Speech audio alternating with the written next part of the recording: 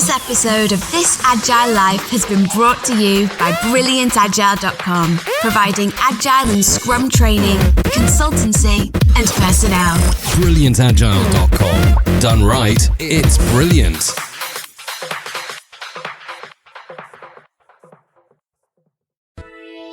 This Agile Life, episode 94, direct from Agile 2015 in Washington, D.C. Booth bitch versus the cucumber guy.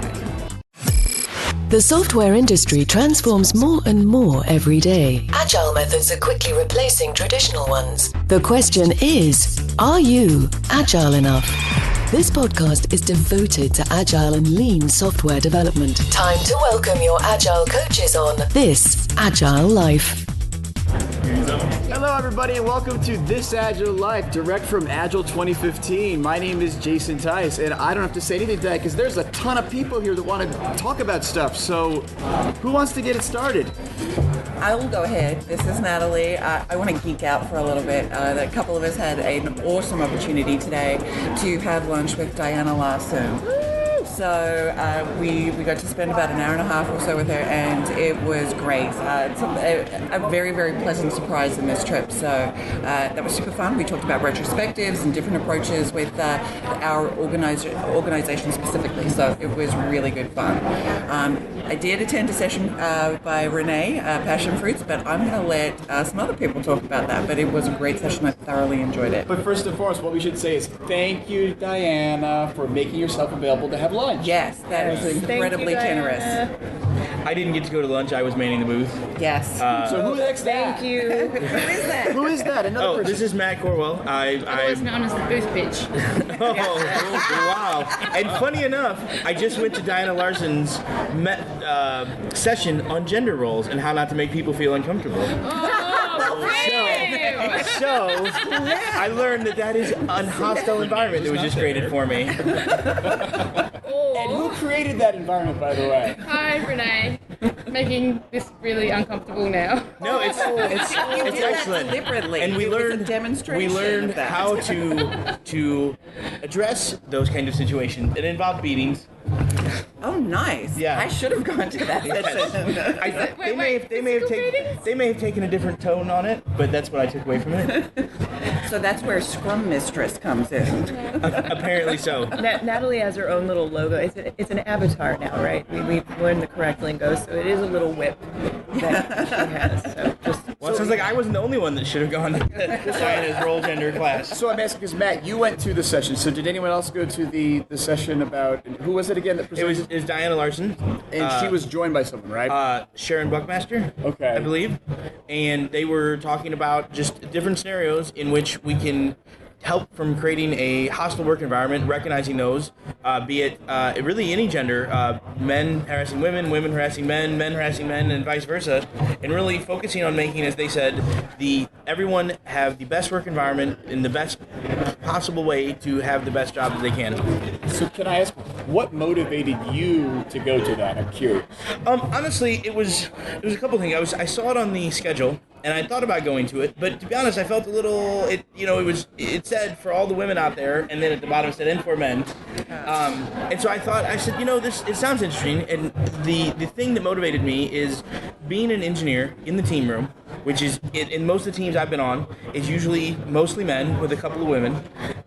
It's really easy for the guys to get going and talking and get to a situation where they're making jokes about things that are really inappropriate and uncomfortable. And in our engineering world, which is, like I said, at least in the teams I'm on, mainly men, crossing that line, and they classified them as sticky, icky, and tricky.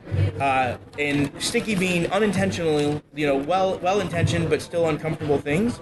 And I see that all the time in old teams, new teams. It's a thing within our industry. And helping me kind of be aware of that and learning how to address that and what some of their possible solutions were was really a motivator. And I wasn't going to go, and I went to the talk. I went into the room for the talk for the pivotal cloud architecture guys, and there weren't any women in the room. And I thought, this is exactly the kind of situation and setup that we find that keeps us kind of siloed into thinking not about the other people on the team. And so I turned around and went back to that one, and I didn't know if it was going to be the He-Man Women Haters Club or what, or or I guess vice versa, the He-Man Men Haters Club. But it was really informative. I thought everyone was really great, and we had some really good dialogues in a roundtable sort of way. So what kind of how was the dude ratio in there? There weren't a lot of dudes. Okay. There were some guys.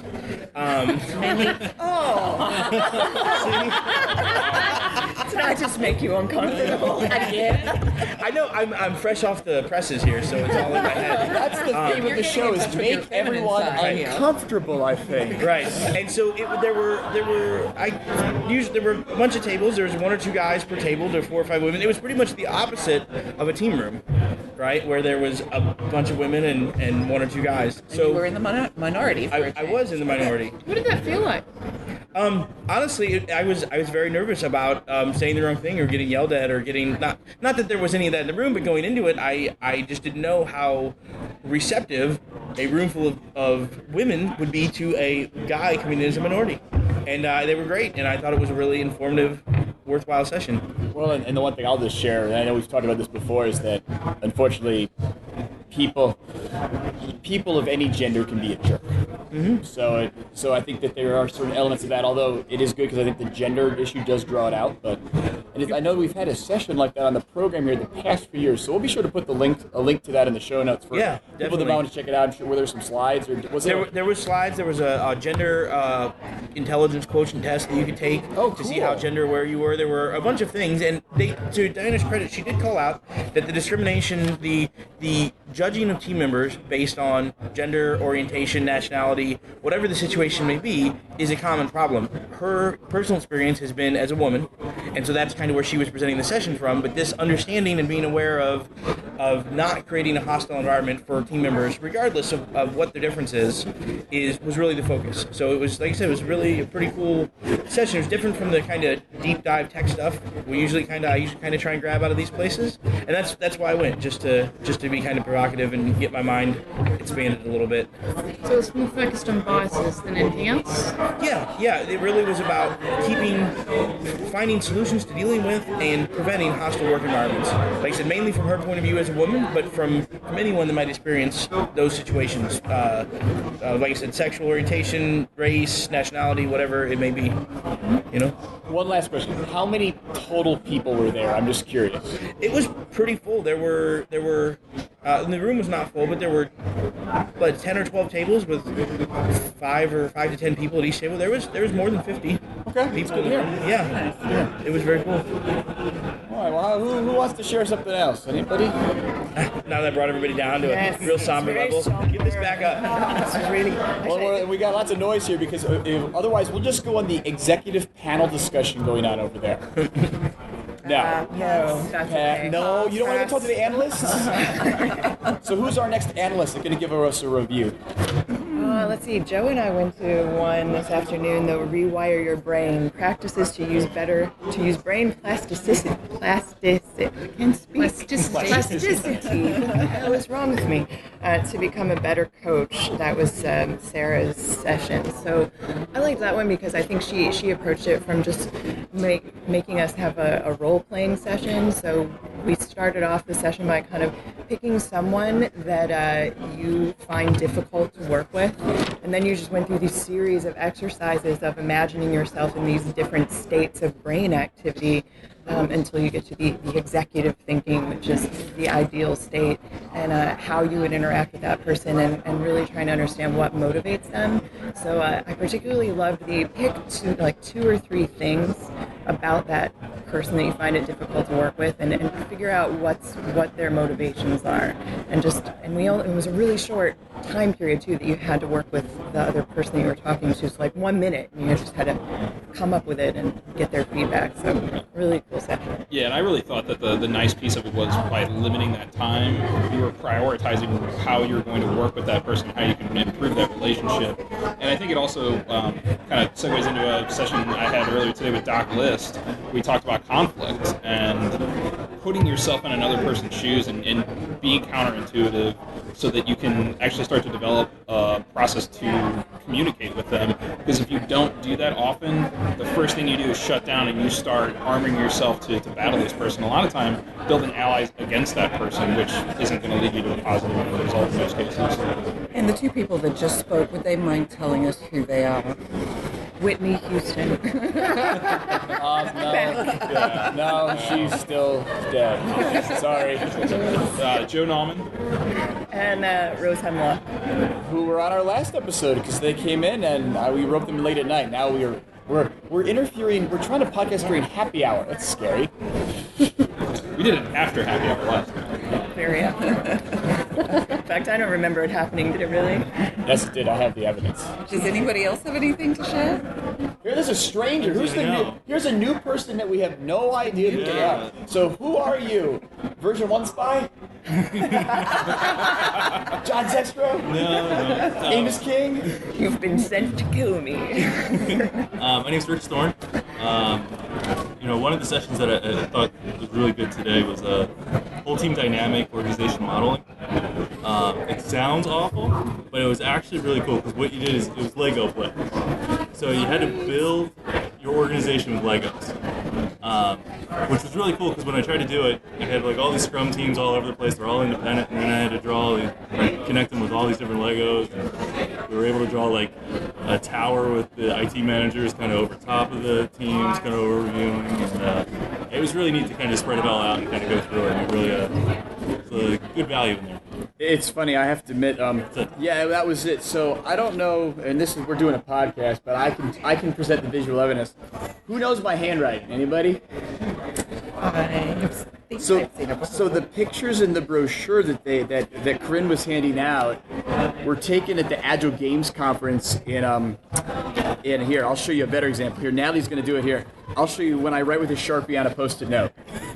Yes, this is indeed it is the same writing. So I'm now going to do an analysis of your handwriting. So what's funny is, I walked in there, and I walked in just seeing the title. I didn't even look at who presented it, what the title was. It sounds organizational modeling fun. And then I saw the brochure, and I was like, oh boy, awkward. I'm going to leave. Kind of know where this one's going. Have the visual evidence here. But I'm glad to hear you, because guess what? I've done this technique with several organizations, and it works. So Lego works. You can also use. Did you guys use the pipe cleaners and all that stuff? We did. Yeah, so you can use like pipe cleaners and stuff too, or just even paper. And the cool thing, I'll just plug, because I did talk to. I got to get the names out here. I had to look at my notebook here to find the evidence of the Post-it notes there, so Natalie could say that I'm not a freak here and lying. But where was it? They still call me a liar. Oh, where was it here? Yeah, but I talked to Catherine afterwards. So she told me she actually has a new version of this, like an updated version. So I know we've done an this Agile Life episode from the Agile Games Conference, and so we were talking about, let's figure out how to maybe do that in April 2016 at Agile Games 2016. So because it actually talks about like services design, and it's a little more technical than this. So, but that was cool. So I'm glad you went to that and talked about that. So yeah, it was great. I was the guy that got up and left. Tying into that, I just my final session today was the learn stuff for games, or games and learning stuff. So there were some really good games in that one. Drawing a picture of trust and talking about that. We did another exercise where one person played the developer, and then they had pictures up on screen of things that you needed to describe to the developer, and they had to draw them. I won't give too much away. They're all. Was actually run by the guys from Tasty Cupcakes, so you can probably find most of these games out there. But it was just it was a nice session to go to at the end of the day, because you've had lunch, it's been a long day, and this was actually movement, getting around and playing a game. So it was a really nice session to end the day with. And what else did we do in there? We had the context switching game, where you do the A, B, C, D, and then it gets increasingly harder. And pocket-sized principles, which was really interesting, and I'm definitely going to play this with some of the teams back home. You've never done that? No. Oh, but I had not seen that. We have a mutual. We have a colleague together that made that part of our Agile training.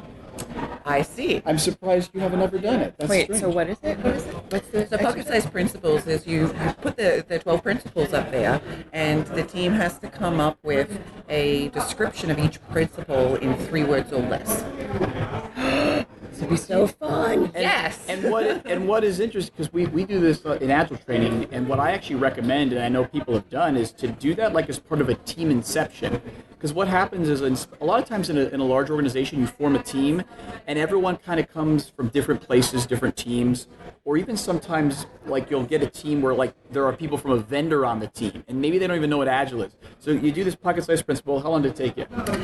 Well, we actually separated it in tables, but they gave the recommendation that it is time boxed, and you will allow roughly a minute for each principle, and it's 12 minutes long. Some are faster. Some examples, number 2 was change or die.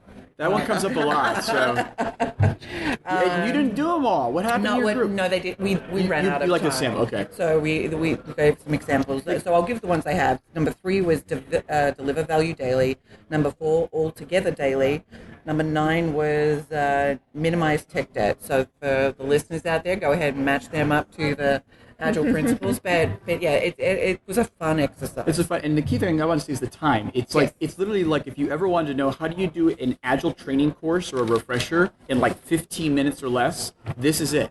And it's fully interactive because you say, hey, everyone, pull up the Agile Manifesto, read the statements, and condense them down to 3 words or less. And the little trick I like to throw in there, I don't know if they talked about this, is you cannot use any of the words that are actually in it, because then it becomes more of a mind game other than just a word exercise. So can you Google synonyms or something like that? Have fun with that. I guarantee you, if you let people use technology, it'll probably slow them down. So that's a new voice. Who was that?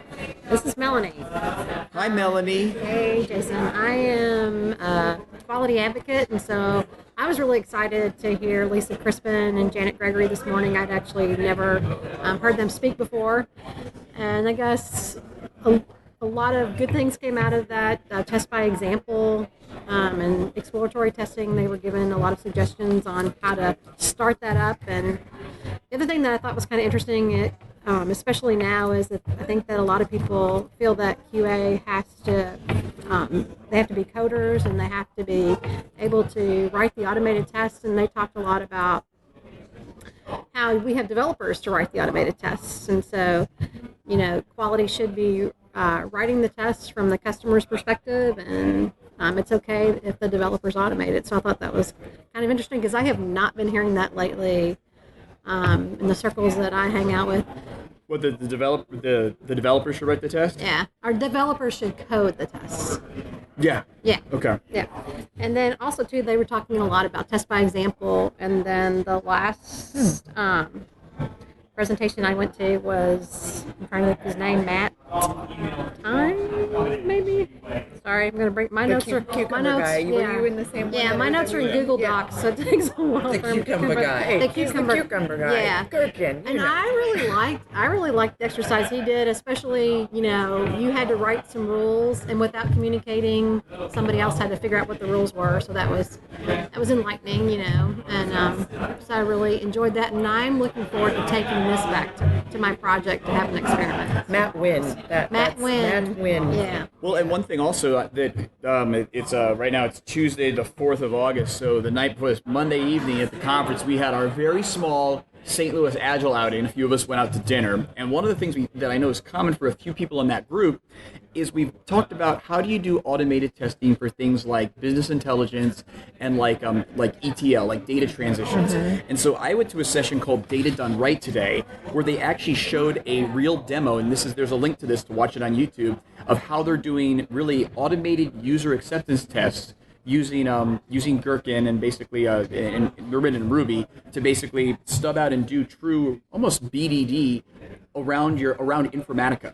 So you write a script to basically assert it, and then you run a test. If it fails, then you go in and you configure Informatica or whatever you're using for ETL, and you can do that with a COTS product. And so that was just really cool. And they were speaking to, again, I've heard it repeatedly that that if you work in an environment on a data project, they want to do the whole data model up front. So how do you get people to think about breaking data down into working on it in small increments? So they had some great insights there. So we'll definitely put a link to that one in the show notes because it was good, and I know our people from St. Louis are interested in that topic also. So we'll have to go. Melanie came out with our St. Louis group last night, so we'll have to go find those people that are probably riding that Ferris wheel over there because they really wanted to ride it, and maybe they're stuck on it. But that was a good one. So yeah, there's actually I was consulting for a company in St. Louis who lived in Informatica and trying to actually get those tests in. I mean, it was an entire BA team effort. It was insane. Everything shut down while the BAs were writing the tests.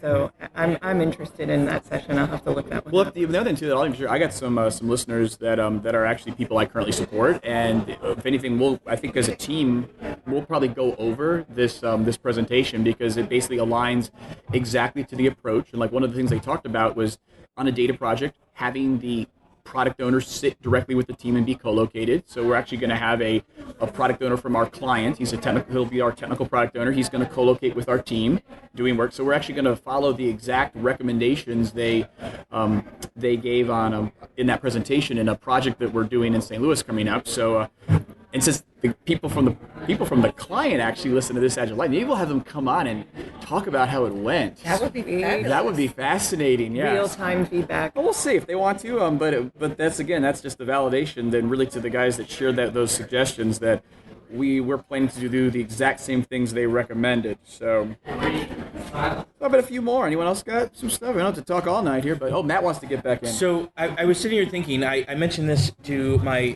colleagues here last night, or earlier last night. I bailed fairly early in the evening.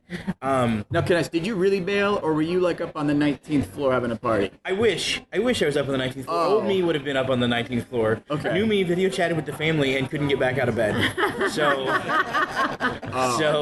that, yeah, the aura is gone. The good old days are gone. But what I was really interested in, this is my first Agile conference, and as we know, I've been doing this podcast on and off since the beginning. Sometimes faithfully, sometimes not. But I've been practicing and really believing in an Agile way of being for a reasonable amount of time.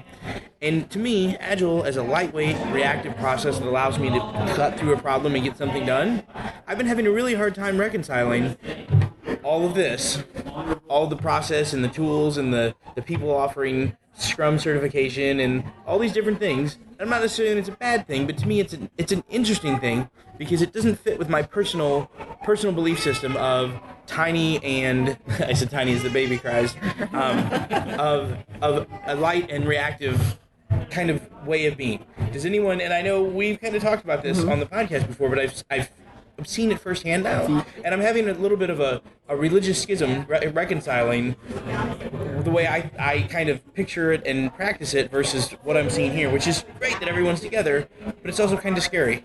Like the product that I won't call out that has a demonstration downstairs, and they said, here, you can lay out all your story cards for everything you'll ever want to do before you start your project, and then you have them on this great board. And I said, but isn't that called waterfall?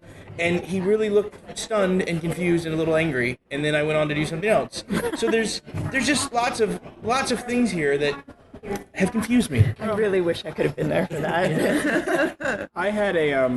I actually spoke to, I ran into another presenter who I won't mention their name because I don't know if they're willing, but they actually made the comment that this they had submitted a topic that they really wanted to get in, and it was a more forward-leaning topic, and then they also submitted the stuff that they had presented a few years ago, and almost to come back and offer to present again, and they chose they didn't choose the new idea, they chose the old idea when they selected the program. So, what's good is the newer idea was you had to understand the basics. So obviously we want to cater to growing new practitioners, but I think that there's something to be said there, Matt, because I think there are more and more people who have taken Agile and they want to build a framework. Unfortunately, Renee has left to talk about frameworks, but they want to build a product, or they want to build a product, and that's what you're seeing down in the expo hall. Yep. At Lean Coffee, I know we mentioned this on the episode, on our second episode from the conference.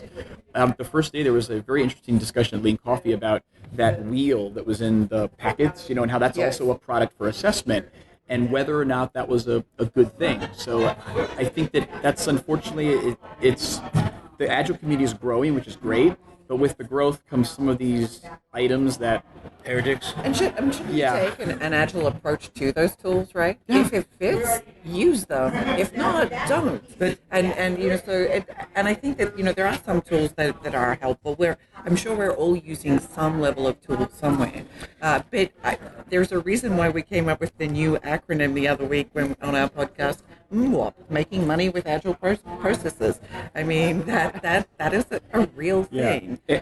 And I think too, I went to Eric Willicke's session at the end of the day today. It was about scaling social fabric for agility, and Eric was my co-chair on the help track this year. So I want to go support him at his session. And he actually started by, and he had some very strong statements that were actually really good, and they're very true. They speak to exactly what you're saying. He said that any process should amplify the attempts for people to be successful, emphasizing people. So it's not about managing, and really that as you're taking a process, I mean, what do we think about some of the stuff that, who knows, I might have even said in the past, that a process should optimize for people, not for profit, not for the org, not for some middle manager, but for the people actually doing the work. And so I think that's what you're kind of hitting on there, is that there are some that are taking that and they're saying, let's try to just evolve that into a standard thing, because people are different. So a standard process is not always going to fit. Yeah, and to me, back in the religious kind of philosophical mindset, someone asked me earlier, well, what's the real difference between Scrum, Kanban, and Lean, and which one's better? And I said, well, you know what? You should do whichever piece of those works for you with whatever other piece of those work for you. Right. And as soon as someone offers you a certification that this is the way to do one of those, I feel like you failed, like right off the bat. Now, and that's not intended to be disparaging against those who may or may not be certified for this or that, but in a holistic kind of way, the entire basis is using what you need to adapt and be successful. And like you said, Jason, finding this thing that we can just apply across the board so someone can sell something, just to me, it irks my spirit. Sorry, in this morning's session, Agile Passion Fruit session that our lovely host is now departed from, I liked how she presented it, that you can have your one tool kit that you use. So if you're a Scrum practitioner, you've got Scrum and that's where you start, and you're really, really good at Scrum. And then as you evolve, you might learn those other concepts like lean startup concepts or like Kanban or whatever it may be. But then as you evolve even further, that's the point where you're adept enough at kind of creating your own thing out of all of those things that you've learned. So I'm not inherently opposed to certifications as much as I'd love to say down with certifications. I get that they sort of have a use in enterprise environments. Some people who don't understand these things at all can at least then say, you have a certification, I think I can talk to you. But if the certification is without experience, I think it's worthless. And that's where I like to just be able to draw upon, what you learn in getting those certifications, as well as the actual experience of doing it. The value from the certification comes from the activity it takes to get it. Exactly. Yeah, well, and actually, I was at Lean Coffee the other day with Renee. We were being bad Lean Coffee participants because we were having a side conversation. But she said it best. Because she actually, to her credit, has a very lightweight framework, but she doesn't sell it. Nor does she. She doesn't. Her statement was, speaking on her behalf, is she uses it for learning. It's a learning mechanism.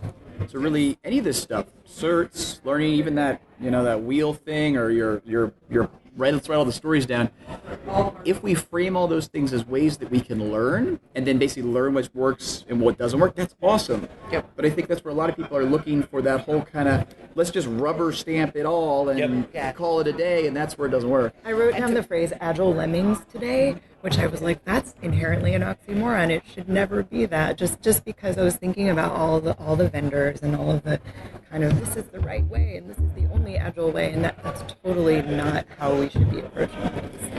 To your comment about Renee's session, which a few of us here attended, she did talk about collaborative learning extensively. And what was great is that, and some differences that you'd see from some other, other more spiels in the booth side of things, but she certainly said that she doesn't even want to be the one continuously teaching. She wants to hand this off to them to do and to self-organize around getting that collaborative learning going, rather than her having to teach those principles as well. Such a good point. Such a good point. Yeah, one of the big things I took from Renee's talk today, and being newer to Agile, was that the more you're preparing yourself to teach others what you're learning, the better you're learning. And I think if there's anything I can encourage newer Agile practitioners to do, is to try and teach other people, obviously with some support, make sure you're not talking out of one end of your body. But setting yourself up for that is going to really enhance your learning along the process too, and amplify it, and sometimes even speed it up. And we aren't talking about Renee like she's not here. She truly isn't here. She had to step out. Yeah, she had to step out, so which we can't. We didn't make a video of. Oh well. So, yeah, and even something I heard too is this. Actually, Melanie and I went to a experience report that was given by Heidi Helfand about. Really, it was actually really relevant, I think, for you, Natalie, because it was about like how to run an Agile office, like if you're running an Agile team. So it's an experience report, so there's a paper for it, so you should check it out. But she talked about learning, and again, kind of answered some things about that question about like Scrum Masters versus Agile coaches, and even how if you're working in a corporate environment, you can work more as a coach and kind of get a team going, and then shift to where you can support multiple teams, because many of the practices on the team become self-sustaining. Yes. Mm-hmm. So, and I know there's I know that's kind of another controversy about, does a team need a full-time Scrum Master? Yes or no? Or is a Scrum Master a person that is a coach, or are they a Scrum Master? And so her paper kind of talked through that. And she also, a few other games she mentioned, she has some games she mentioned she had done, because as she became a coach, one thing she said that she always kept, because she thought it was so important, was helping teams facilitate really effective retrospectives. Yes. So the one that, here's a bonus, which, did you do this in the game session? Has anyone here ever done a retrospective constellation? Yeah. Oh, okay. So look that up, put that on your to-do list. That's where you would actually have your people on your team arrange themselves like a constellation. Now, Richard, have you done this? I haven't done it, but I think it's in Esther Derby's book. It's in Esther Derby's book, and I believe it's also on Tasty Cupcakes, or if not, just Google retrospective constellations, it'll probably come up. But this idea of using space and the people to like make a model of a solar system using the people on this team that represents how we did our last release or our last plan. It's just fun. I bet it We'll have a is. very interesting conversation. Well, and what was that called? That is called Retrospective Constellations. I don't know if it has another name, but I'm pretty sure that's Googleable. What about the white paper that you... Oh, it was called Scrum Master, being a team Scrum Master to running an Agile coaching office. It was by Heidi Helfand. She's with Appfolio. She's been showing up. Oh, she was at the Lean Kanban conference. She was at the coach camp here, and she's here too. So she's trending positive. So Her talk was really good. I'll definitely look that up. Thank you. Well, any bonuses? I got two picks. I'm going to do, okay, I got two picks. So we've been talking a lot about coaching. So on Friday, if you happen to hear this program at the conference, a colleague, Dan Nezik, he's going to do a presentation about the use of open space really to support Agile transformations. And one of the topics that is really trendy right now is this idea of invitation over mandate. So instead of really inviting people to start to learn about Agile, as opposed to forcing them to learn what Agile is and saying you must do test-driven development and pair all the time, it's more of an invitation. So he has a session on Friday morning the 7th about that. So you can go to Heidi talked about that too. Yeah, well, she's in the group of us that really believe strongly in this invitation concept. Okay. So I'm promoting Dan because it is a need. It is something that very few people have ever done in open space Agile transformation, but I have, and I did it just because it made sense before I even ever met Dan Nezik. So I would definitely check that out on Friday morning if you're here. Or if you are really sleepy, that's Friday mornings when I get to do Fire Dice, is a fun game that I have. So I'm going to shamelessly promote my game here. So come hang out with us. You can take all the stuff with you and have fun. And maybe since some of us I know from St. Louis aren't leaving until like 7 o'clock on Friday evening, maybe we'll play at the airport or something. I don't know. What are we all going to do? So Drink. Wonderful. Well, I think, guess what? It's Tuesday evening. It's 5 o'clock somewhere, right? Yes, it is. I think we should call this a wrap, and we will touch base sometime later in the conference. So thank everyone for sharing. If you have feedback about our episode, let us know. Contact us on Twitter. We'll post some show notes up with some links to the presentations we talked about here. And that's it. So thanks for listening, and keep living this Agile life. This Agile Life is brought to you by a community of Agile developers and coaches aspiring to spread the word about this groundbreaking approach to software development. Join us at thisagilelife.com/community.